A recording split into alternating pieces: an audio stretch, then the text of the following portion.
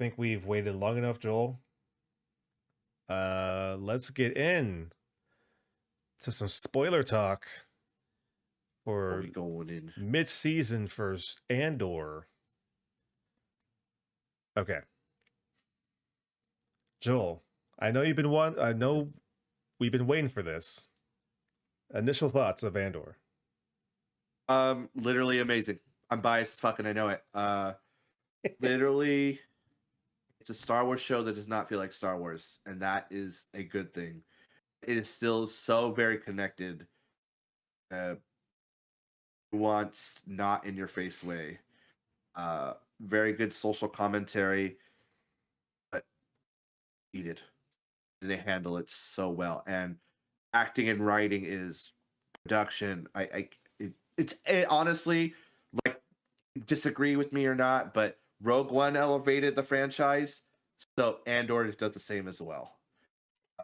Mandalorian did too. People hate Book of Boba Fett. It makes it fun, but Mando, Andor, Rogue One already taking Star Wars great places. I agree. Just the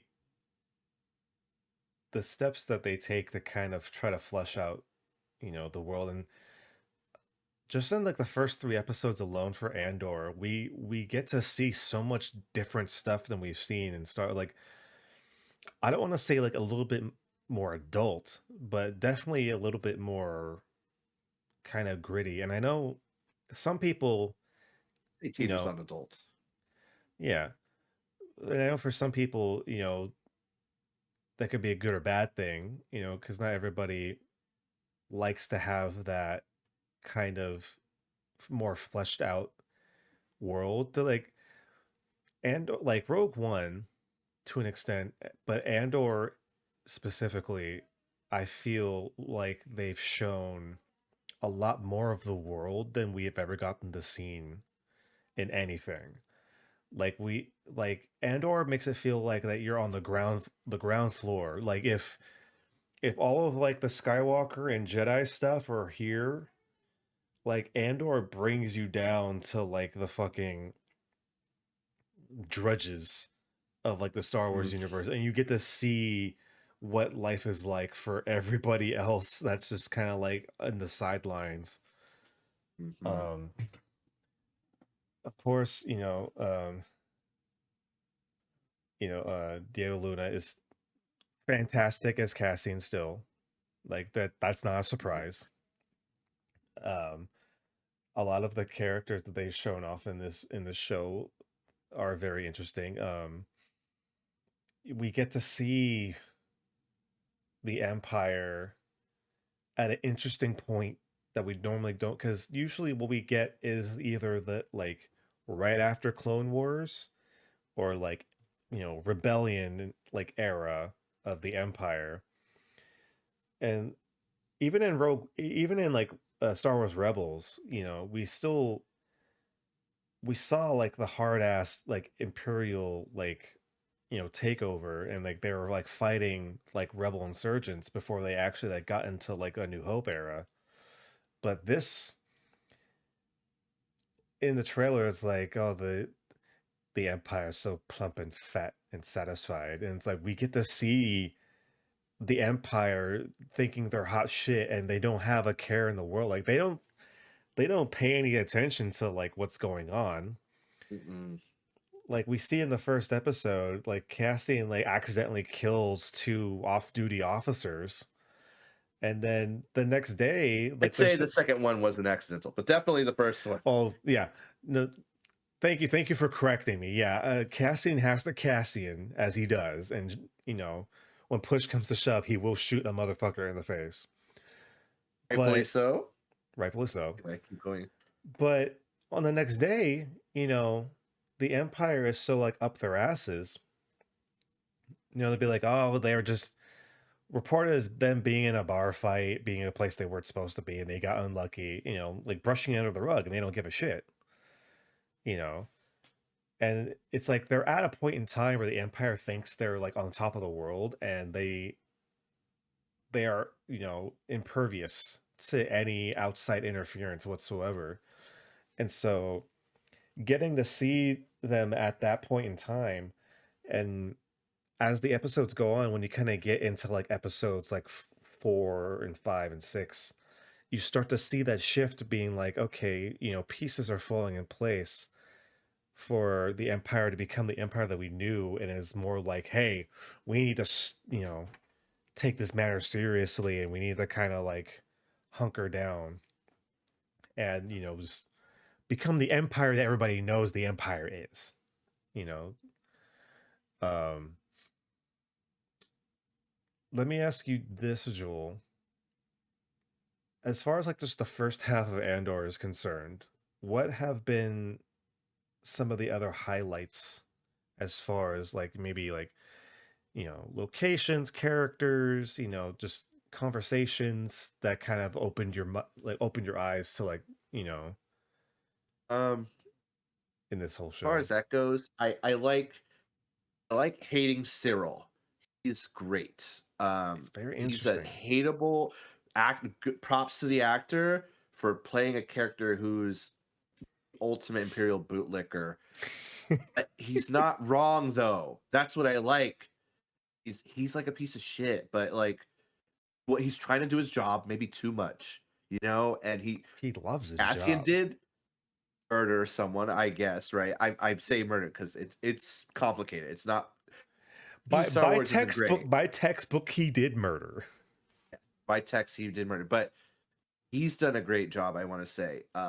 This character who's I've been waiting to see if he's gonna double down or be like, no, the Empire's bad. No, he doubled down. he He's gonna spend all his money on the Empire, his he stock is an Empire. he is probably one of the most interesting characters, because we do he is like the harbinger of us seeing that kind of like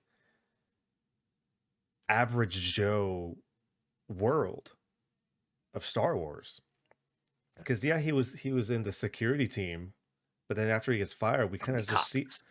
we see him like just go, he goes back to mom's house, Yeah. and like gets a fucking desk job. Of course he's still trying to like do his little shit, in the Yeah. background, but yeah, he's a very intriguing character for sure. Because we don't usually see likable Imperial characters, and he's not likable, but it's interesting to see No.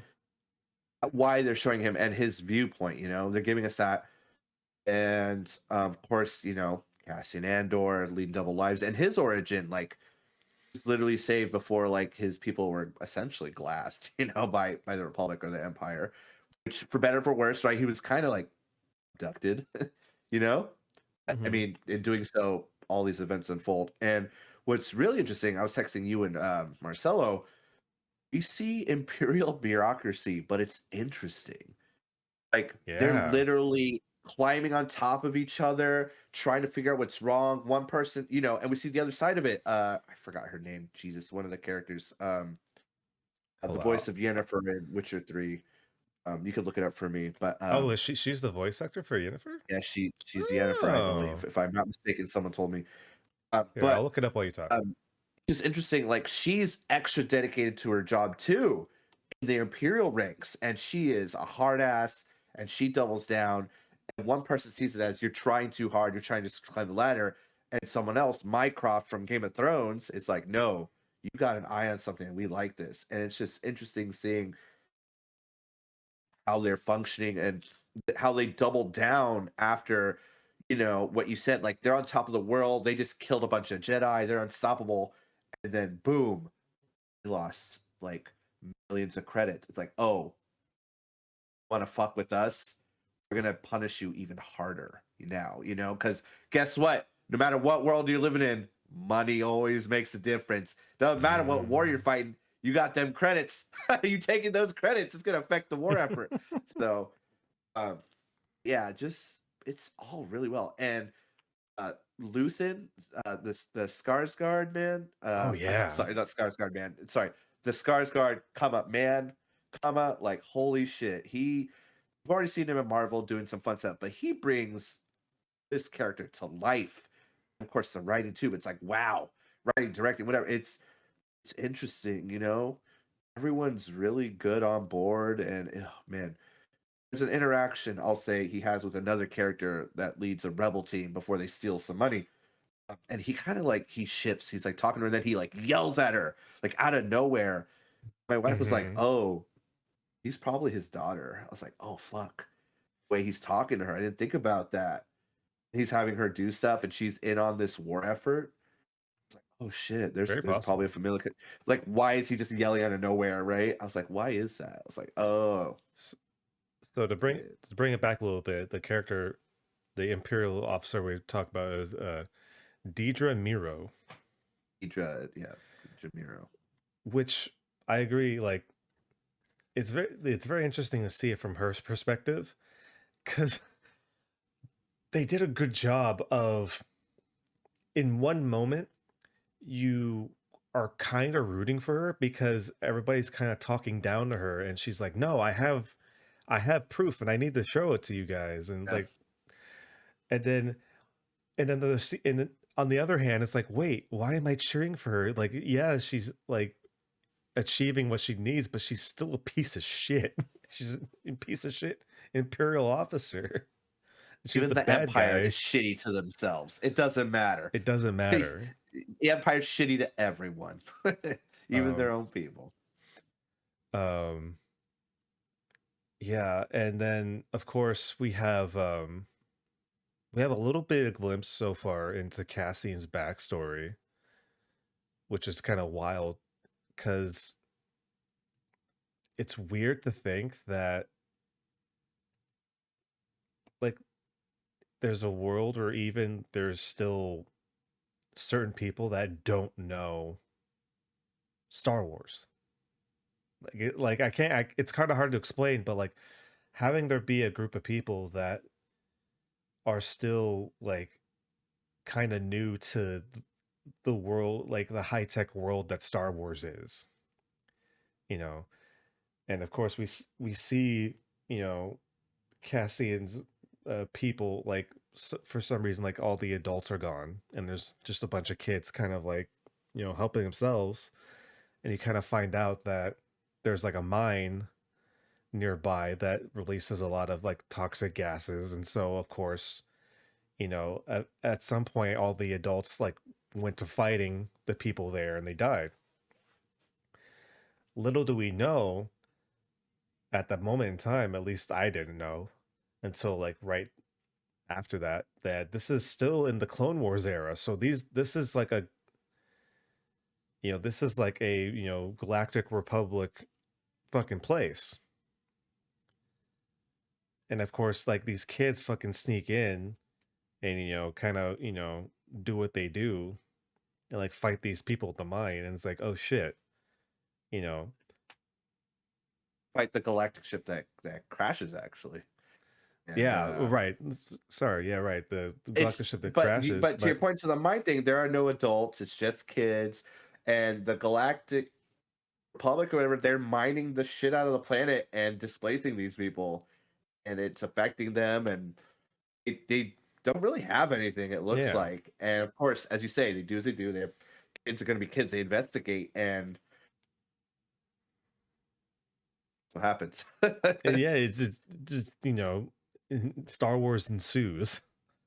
Yeah. Um, so let's get to the rebellion or what is gonna be the rebellion in this show so far. So at least in the more recent episodes, we're starting to see more of that the bubblings of what is gonna be like a full rebellion. But I want to get your opinion. How intriguing is it to see the fractured like rebel cell groups in their and them kind of doing their own thing separately, without any kind of like organization? Because you know, we have the rebel group that Cassian runs into that's like trying to do a hit job and kind of disrupt the empire. Under Lucid, yeah. You have Mon Mothma working from the inside, trying to kind of like get some steam going, and then Some money. get to fund the rebellion. And then of course, spoiler, we eventually see Saw Gerrera, and of course, we all at this point we all know what Saw's about. He's just a guerrilla warfare, type of dude. And so, yeah, just give me your opinions on how you think they've been kind of handling this kind of like betrayal of the rebellion so far. It's interesting seeing the different parts, the moving parts, and even though they're fractured, they're still somewhat loosely connected. Not fully yet. We're getting there. It's like we slowly seeing it being pulled together very nicely. It's interesting seeing, you know, even though they have a rebellion, they're still playing the game. Luthen and Mon Mothma, they're like trying to keep things looking orderly, trying to keep Palpatine from guessing. Even Luthen, he's like, he's a shopkeeper by day, and I love they show him like he's like a no bullshit pilot who wants to get shit done, but he puts on the wig, and I love it. In one of the episodes, he puts on he does the pose like getting into character, and he smiles. He's Just like puts on a charismatic, pose. right? He's like and he goes to the back. He's like, "What's the news?" It's like, oh, so good, so fucking good. Oh man, love it. I fucking love it, and Oh, there's even like a little intrigue spy stuff, right? Like they might be watching Mon Mothma because the Empire's fucking paranoid as shit. But yeah, the fractured rebellion is not going to be so fractured. I think I'm going to say by the end of season one, like we'll finally maybe see a little bit come together, just a little bit more, not too much more. I will say in a recent episode, I noticed someone who shows up later. I don't want to be more specific than that. I was like, oh, that guy is in location XYZ. Like, oh shit, is this where shit's gonna go down? But um yeah, just it's mhm. really intriguing. And I was hoping, they would do certain things in Andor. Is like, how are they gonna do 2 seasons in Andor?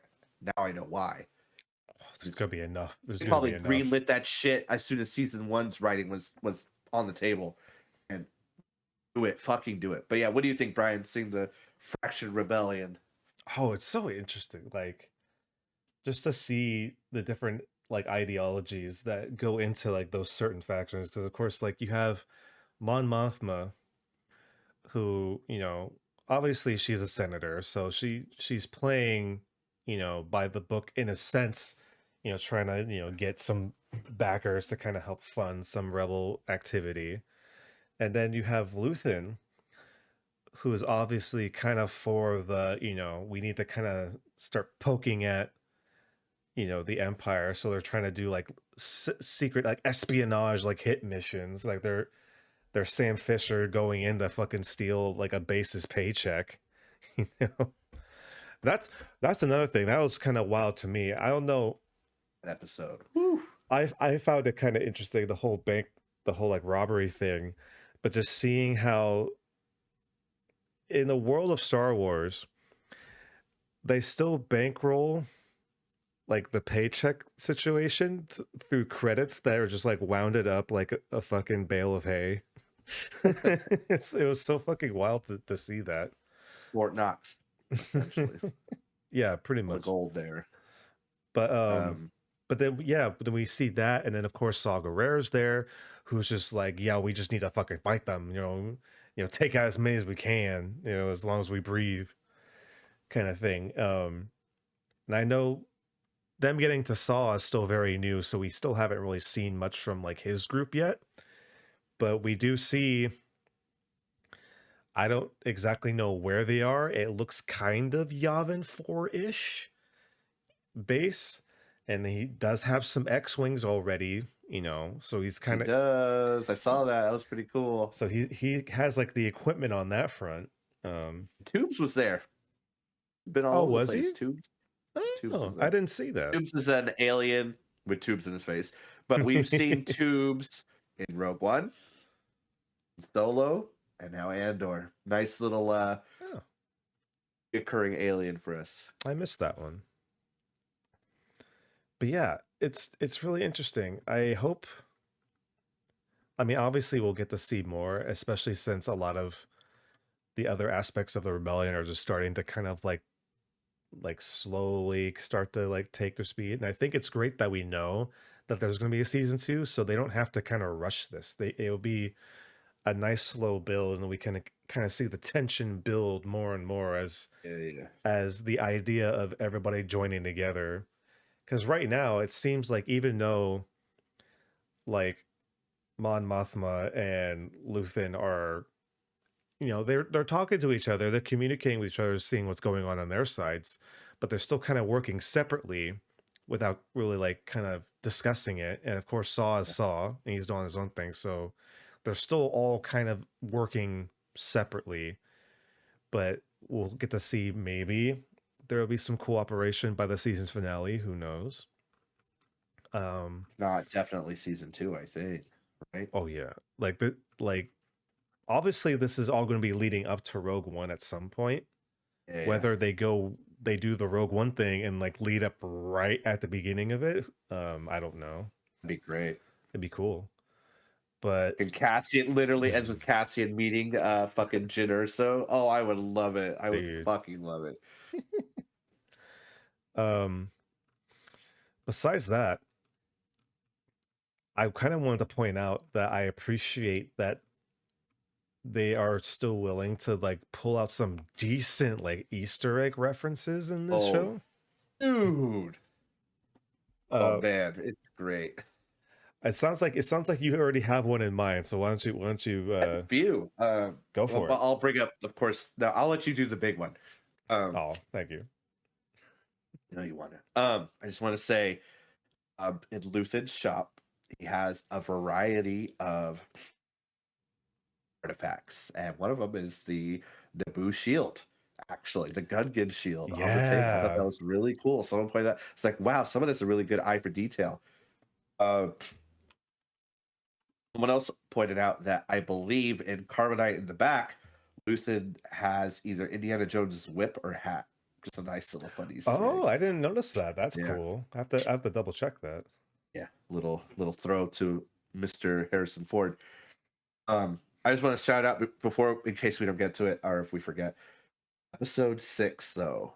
Holy shit. Okay, that's it. Anyway, I know there's an Easter egg you really want to bring out, but So there's two that I saw, and it also was in Luthen's shop.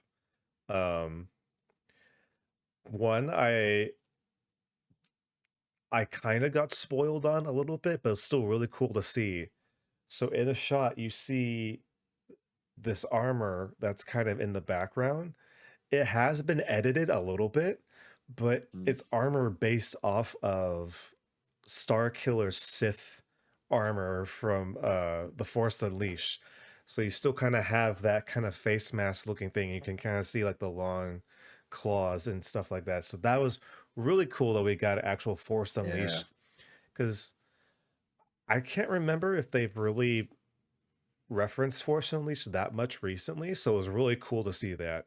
Other than Star Killer Base. True.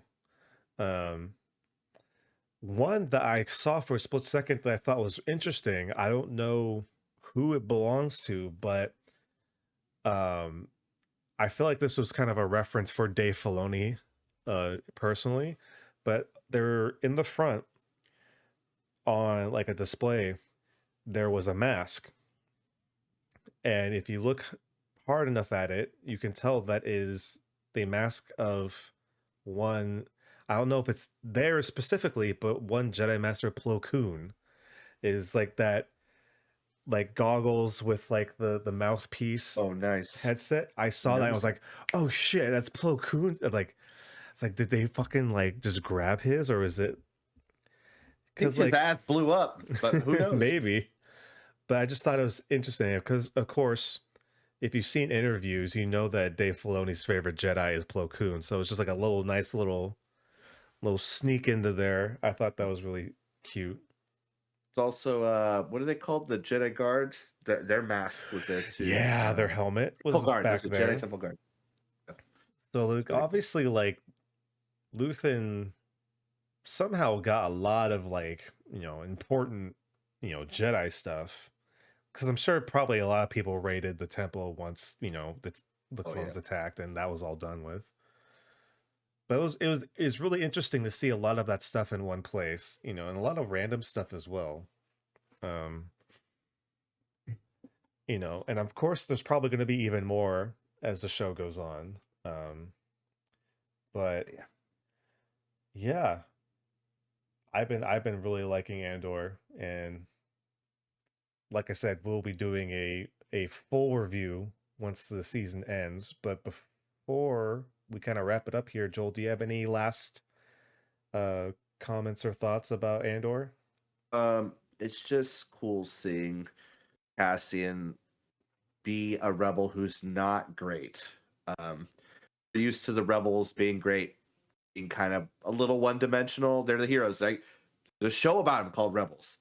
Luke Skywalker, Han Solo, he's a little nuanced. Leia, she's great. She's all of them, all the way until episode 9, right? Like these Hmm. resistance fighters, rebel fighters, they're great people, and yeah, it's we're seeing flawed heroes, which can be a mixed bag, but writers, actors, directors, the team, everyone, it's really good. And if you didn't like Rogue One, I guess that's fair, right? Everyone has their own opinion and stuff, and you could like or dislike what you want, but we get this really good show that really comments on what's gonna, what people are going through. Like you said, the everyman, the average Joe, and what they're feeling or thinking on both sides.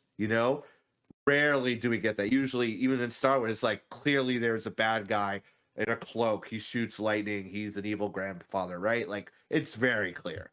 Not Hmm. gray at all. We've gotten a lot of gray in the games, books, Clone Wars. Now, really with Empire Rebellion, And I'm Yeah, just glad they expanded upon that from Rogue One to this show. What about you, Brian? Thoughts? I, I you said it better than I could. I couldn't agree more. It's it's nice to see that duality between, it's not always like, oh, this is the good guy and this is a bad guy. It's like, well, more in morality, yeah, but like the way they do things, is a little shifty, and get your hands dirty. It there's always going to be room for that in the Star Wars. Like you said, it's not going to be for everybody, but it's nice that it's here, and the people that Mm-hmm. do like it get to enjoy it. And you know whether like I'm sure that this will be a very successful thing, and we'll get other stuff like this maybe down the road. Depending. But yeah, I can't wait for more Andor. Mm-hmm. But of course, you guys will have to wait for our full review when the season ends. But of course, you don't have to wait for all the other content we've done. We just recently did a review on She-Hulk, and of Mm-hmm. course, we've had other reviews that you can go watch or listen to on podcast services. And of course, if you want to watch it on VOD, you can go to youtube.com/at United We Nerd. That's right, we got that new handle URL, baby. Um, Mm-hmm. little bit of production notes before we go. Uh, Next week we will most likely be trying to live stream from YouTube. We kind of wanted to this time, but I didn't realize that there was a 24-hour buffer between when you try to log in and get your first live stream going. So that was a bad on me. But yeah, keep on the lookout because we want to we're not leaving Twitch. Just to let you know, we're not leaving Twitch. But we want to test the waters, see how YouTube does live streaming a little bit. Maybe you can do both at some point. Who knows? Woo! But of course, you want to keep on the lookout. Of course, you can follow us on Twitch, and of course, you know, we have Instagram, Twitter, but we always like to hear from you guys. And Joel, how could Oh, these fine yeah. people at home ask us questions? questions, comments, suggestions, feedback, reasons why you should watch Solo, Love and Thunder, Andor, She-Hulk. I think Dawn is a hot zaddy. Why you should play pirates in video games. We try Outriders, Destiny 2, Modern Warfare, or God of War. Them damn Valkyries, am I right? I killed them all. Anyways, just with an email at unitedwenerdcast@gmail.com. Where? unitedwenerdcast@gmail.com. Hit us with your takes. Good, bad, whatever, weird. Just nothing too weird, okay? Don't get into personal space. But yeah, again, we're on Twitter. Slide into our DMs, United_we nerd. Add us, respond to us, retweet us. On YouTube, Twitch, United We Nerd, Zuckverse, Metaverse, whatever, the PS5, VR7. Find us there too. Instagram, United_we nerd. All right. No. Yeah. And of course, Joel, before we go, where can people follow you on your solo adventures? Solo adventures. Well, I'll have you know this coming Monday, if you're listening live, I'm going to do a charity stream. It's N7 Day. I'm probably going to be hopefully they have more Mass Effect news, but just whatever I makes and then go to charity of my choice or something. Maybe the same charity I did for last Christmas. So yeah, charity stream for N7 Day. Mystic Avenger on Twitch. I know I complain about Twitch, but I do use it for good now. Fuck Twitch. Anyway, Admic, Monster Mind on SoundCloud and Spotify. New stuff soon. And I mean it. I say it every time. Mystic Avenger on Twitter as well. The I is replaced with the 1. Brian, where can we find you? Where are you on the internet? Well, of course, you could also find me here on twitch.tv/Brian Saber, as well as Twitter and Instagram at Brian's_Saber. And most recently, I have ventured into the world of TikTok, so you can also find me there as well. Hell yeah. And go, on Monday, everybody here live right now. On Monday, go to Joel's Twitch. Help some fine people out with the charity. Have you picked a charity yet? I was gonna list a bunch. I did last time, but I do really like rescue.org, what they're doing. I did do oh my god, where is it? There's also Red Cross, Jackson Water Crisis. Didn't hear it ended, right? Probably that. There's a bunch of other ones I have too. Another one that comes to mind. Let's see, what's this one? I had some preloaded already. Iranian women struggle for freedom and equality. Okay, do that. But yeah, I'll pick a few. I'll list a bunch. Yeah, I'll see what we can get and just send it out there. But probably for sure, Red Cross Rescue.org. Definitely. Hell yeah. Come hang out. Donate to a good cause. It'll be a cool Friday. It'll be a cool Monday. It's N7 Day, baby. N7 Day. Come on. Let us know what's happened to Mass Effect 5. Please. All right. Thank you all so much for hanging out with us. We will see y'all pretty soon. But until then, remember, keep on nerding. Please, BioWare. Please. Fucking anything. More than a picture, please.